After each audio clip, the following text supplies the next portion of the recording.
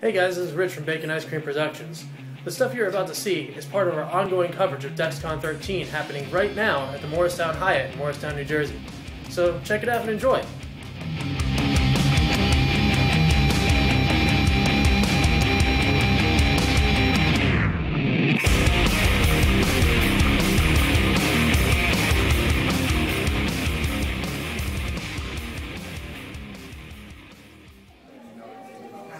Hey everyone, this is Diabolik with Bacon Ice Cream Productions. We're here at DexCon 13, yes, right?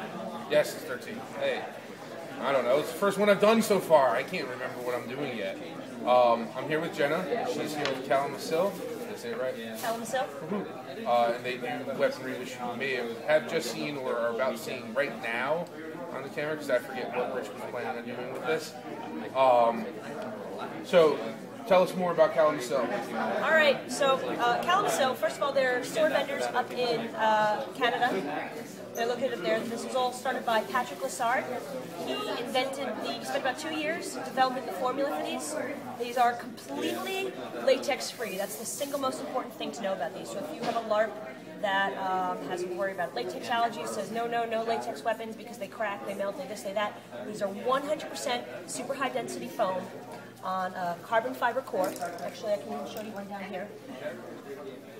It took a lot to smash this, but we did it on purpose so we could show you the core. So you can see there's plenty of padding. And it makes these things basically indestructible. They're meant to hold up to wargaming. We have lots of beautiful models. Unfortunately, most of them were, well, not unfortunately, fortunately, most of them sold. You did just catch me at the end of a very long weekend. We've got, I think, about 50 separate models, ranging from various scimitars and cutlasses to several models of ninja blades. This is a single-handed.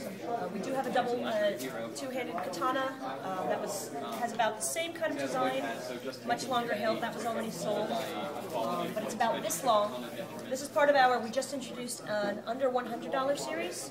So if you're just getting into LARPing, maybe if it's for a kid, if you don't know what your costume's going to be, if you're on a budget, we just introduced this whole line of blades that are under $100. So we have just about one of everything you can need. This is ninja style.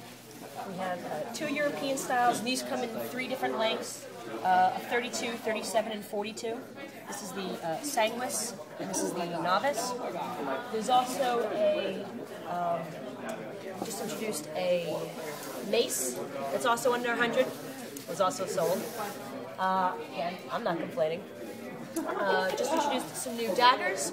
These things are beasts. They might not be quite as attractive as, for example, one of these, but they're heavy duty.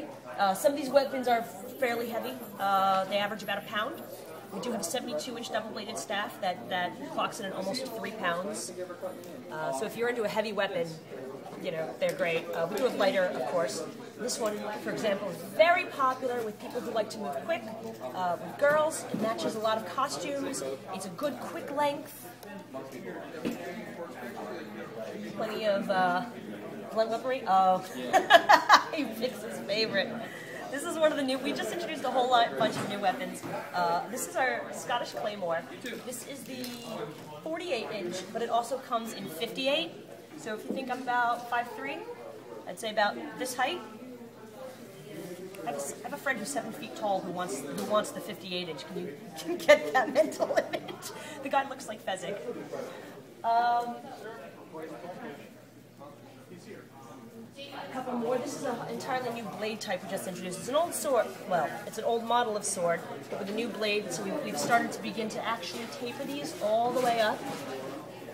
Toss in these blood grooves. As you can see, we do get very intricate with some of these. We like to do replicas of real weapons.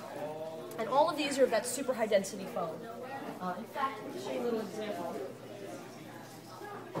These are Tarkassus sabers. We don't make this length anymore. This is a 28, I've still got this. And you can see these things have been beaten into the ground and are, you know, still ticking basically. But for an example of durability, you know, these things just, they last. This is my personal set. I also have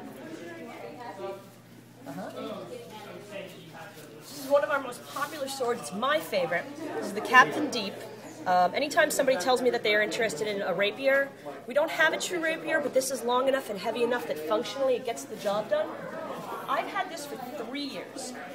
You can see these 2 puncture marks where somebody actually like stabbed it with a knife. But beyond that, you can see no nicks, no cracks, no tears. It's still squishy. The tip isn't bent, despite the fact that the core only comes to about here, and despite the fact that this has been dragging on the ground for 3 years because I'm really far too short to be using a 37-inch blade. It's in good working order. And this is, of course, one of the older models that didn't get as soft, that doesn't fade as nicely as these, and it's still, like, just doing fabulously. I don't really know what else I could tell you about these things. Obviously, we've got several blunts, flails, hammers. I just sold a mace, unfortunately. I would have loved to have shown you guys. Again, not unfortunately. I'm having to have sold it. Throwing daggers, these are great for kids. They're legal in just about any LARP that will allow Calimacil. There are no cores. Same for the shuriken. We've got 8-point and quads, and they fly really beautifully, as you can see. Brendan, heads up!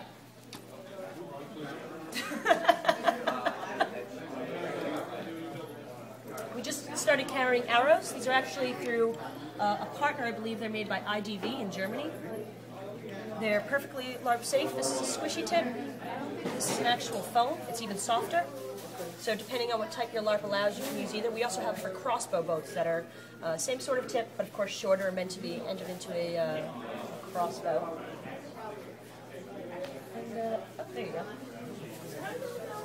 What else I can tell you about them? Well, I'm going to ask you other questions. Yeah. What LARPs do you play?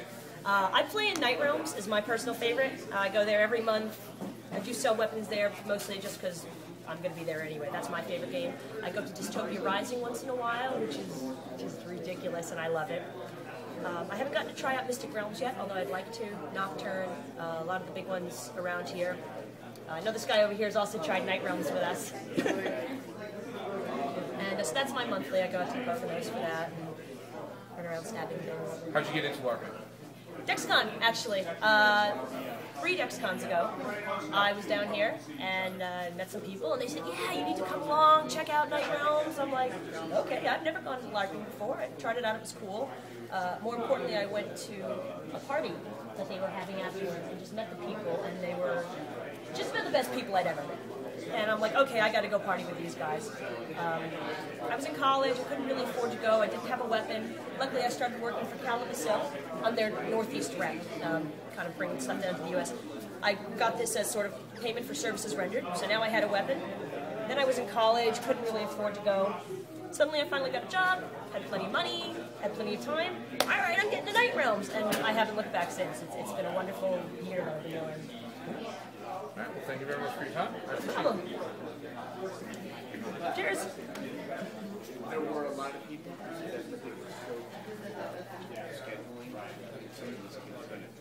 All right, so we've been offered a demonstration of the Calimacil with Frank and Jenna. Frank also has a Boffin weapon that, did you make it, Frank? All right, so they're going to fight for us and for a little demonstration. So, fight!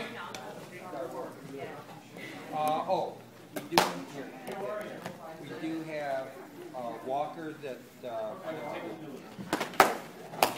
the Jedi where they're walking through the forest. Yeah. We have one that's about this big. Okay. If you'd like that. Well, I've got it at 7 years. Well, we do have that and we have a couple of other things.